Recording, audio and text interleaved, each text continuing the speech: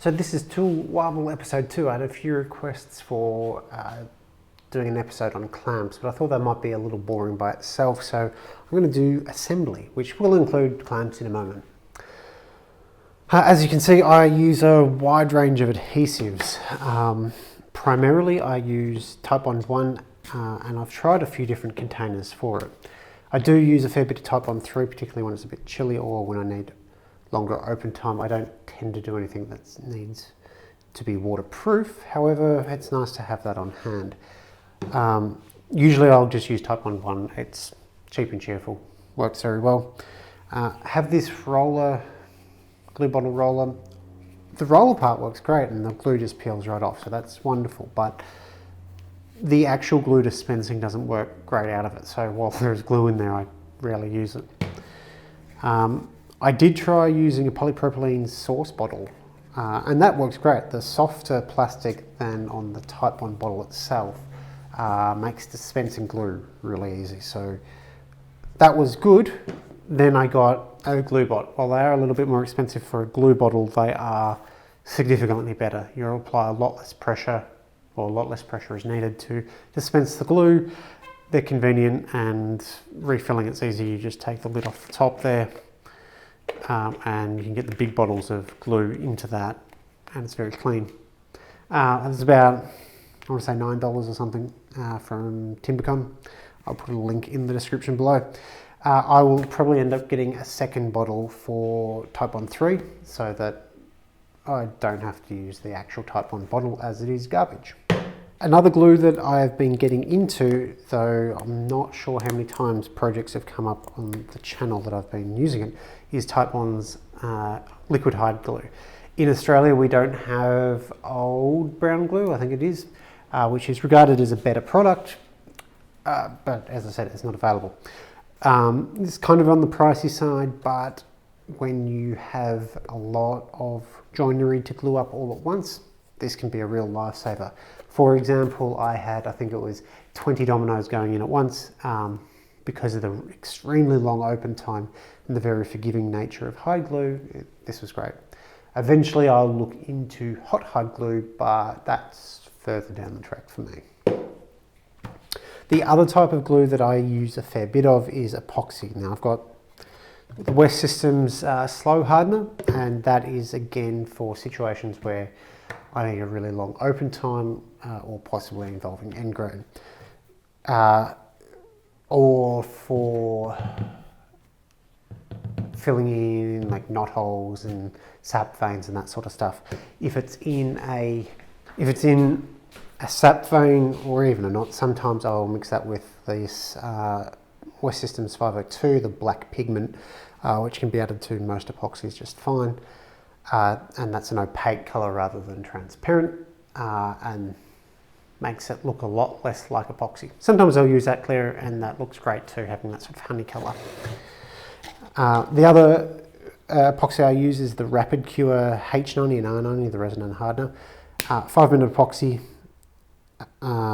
works very well. Haven't had any issues with it, seems strong enough. Quite often we'll use that for adhering metal to wood, or plastic or whatever, and that's where obviously the Type 1 and that sort of stuff just won't work. If you do much in the way of tools or lathe projects where you've got kits, get yourself some of this type of epoxy where it's in the 2 separate jars rather than, say, araldite, which comes in the syringe. Araldite is incredibly expensive per milliliter, and while this is a little bit more initial investment, it's going to save you a lot of money in the long run. I like to use this type of container, which what is it? It is number 5, so polypropylene, flat-bottomed mixing container. It does have the graduations for ratios, but something like this, when you mix the epoxy in it, so long as you've got a reasonable amount, so don't try and scrape it all out. The leftovers will dry inside it, then you can just peel them all out rather than trying to get the little container empty. For the West System stuff, I've got the pump, so it's 1 pump of each, and that delivers the 5-to-1 ratio that needs. This is a 1-to-1, so it's pretty easy. For actually applying the epoxy and also the hide glue, I like to use these disposable brushes. I'll sometimes use this with the PVA glues too. These are pretty dirt cheap if you buy them from Amazon and the like. I tried finding these in Australia, and I think I got a pack of 100 of these from Amazon for less than I could get a pack of 10 from within Australia. Big surprise.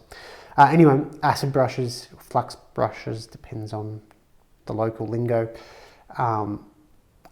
Great for applying glue in tight spots where you don't want it spread everywhere, and then you can throw them out. They are pretty cheap. You can wash them, particularly if it's PVA or hide glue you're using, and reuse them. You get 3 or 4 uses out of them before they start falling apart. They're not meant for finishes, but they're great for glues. Lastly, paddle pop sticks. Great for mixing epoxy. Use a chisel to just knock off the end. You get a flat bottom, then it's much easier to mix the epoxy in a container. And finally, before I go on to clamps, nail gun. I have a 3-pack set from Ryobi that I bought from Bunnings. They're just air nailers.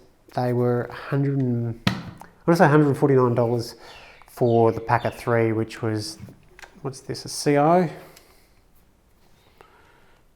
C1 brad nailer, a D1, whatever the size up is, and a staple gun, which was cheaper than just buying this from Bunnings. Look, I don't know, I don't use nail guns all that much, and certainly haven't used anything higher end, but it does the job really well. I was happy with the price, and being in a workshop, air powered work suits me better than battery powered because I don't have to charge it, I guess. But fairly ergonomic, not too heavy. The type of work I do, I really quite like this, and it's done me well so far. So onto clamps. As you can see behind me, this is my clamp rack, I guess. I will be rebuilding this sometime this year. When I built this, I didn't have a dado stack, I didn't have a miter saw, I didn't have a clue what I was doing, to be honest. And I've got probably 3 times as many clamps as what I had back then. So it was built with expansion in mind, but I didn't really know what I would expand into. So it isn't as good as I'd like it to be. I want to make an assembly rack which can fit all of the glue on it and be carted around the workshop so that it's not in the way of any tools and can be brought to the project that's being assembled rather than the other way around, or ferrying things back and forth. So primarily I have a lot of F clamps, as you can see. These ones with the yellow pads on them are from Aldi. I would, 3 or 4 months ago, I would have recommended these as they're cheap and cheerful, but I've had probably 3 now that have fallen apart. And the tops just come off. They're not glued in, they just press fit on. The bar itself has a hole in it where a pin should go, but the heads don't. They're easy enough to fix, and I just haven't gotten around to fixing that one. This one, I just drilled a hole through it and put a nail in it, and it works fine now. But I probably wouldn't bother with these again. I don't want to spend a lot of money on F-clamps, and F-clamps are great to have, particularly these small ones. I find uses for them all the time, whether it's holding a jig together or actually clamping up a workpiece. But the Aldi ones aren't great. They've also got the diamond checkered pattern on the pads, which probably increases their gripping strength, but it also tends to distribute the pressure in points rather than across the whole surface, which tends to dent the wood more than the smooth surfaced ones. The other 2 brands of F-clamps I have are these Trojan ones, which you can see have the pins in them. These ones are fine, a bit on the pricey side because Bunnings, but what they are. I like these quick release F-clamps, again Trojan brand and again from Bunnings, but the throats on them are pretty small. And the final brand I have of F-clamps is Super Cheap Auto's F-clamps. Again, these don't have a pin through them. I haven't had any failures yet. Have nice grippy handles on them, that rubber on them rather than just wood or plastic. And for a metre long clamp, F-clamp, you'll pay, I think it's $15. I don't expect these to last all that well, but as I said, I haven't had any failures yet, and the price makes them pretty competitive for me at the moment. Perhaps down the track I'll look at higher end clamps. Now on the rear side of my assembly or clamp rack, I have my pipe clamps and 2 parallel clamps. First we'll start with the pipe clamps. I have mentioned these before. These are the eBay special. I got 4 of these clamp heads for, I think it might have been $40, something like that with delivery. It was about that price. They're okay. They don't slip, they grab okay. They've got small faces on them. They don't have big enough feet to sort of support themselves. But the handles work and I haven't had any failures. These are very much my secondary clamps. I don't use them unless I've run out of clamps. These on the other hand are my primary pipe clamps and what I'll turn to for most uses. These are the Rockler Shorefoot pipe clamp, I think they're called, and they're too expensive for what they are, to be honest. They do have nice size feet, which is great because it elevates the workpiece up, which means you get clamps underneath it, and that's good.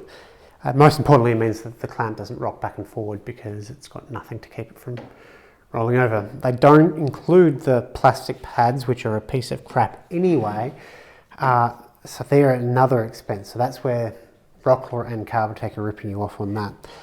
Timbercon nowadays have clamps heads that look really similar to this. I haven't needed to get more pipe clamps in the last little while, so I haven't looked into those. But they look promising. What is there to say about it? The pipes themselves are from Bunnings, although I'm sure Masters and most home supply stores would sell a similar thing.